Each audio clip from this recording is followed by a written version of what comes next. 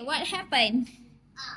There's an old man. He was cold, and then there's one horse passed by, but he didn't say anything. Second one too, but the third one he asked to, can I ride the horse? Yes, correct.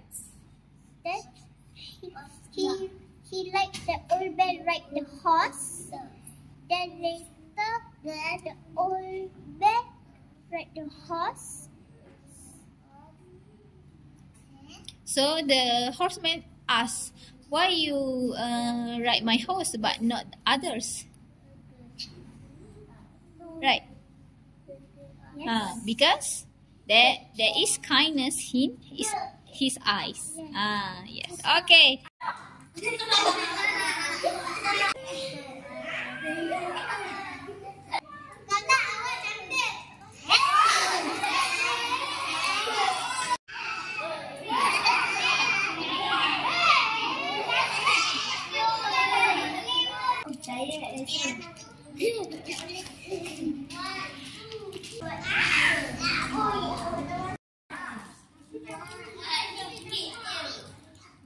Tak dengar apa awak cakap apa?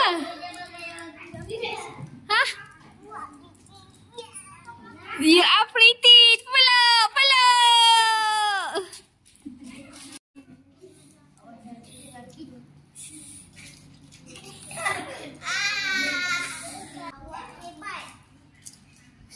Cakaplah thank you.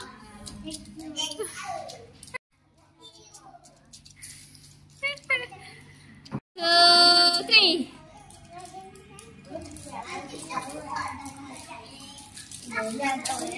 Peluk Medina.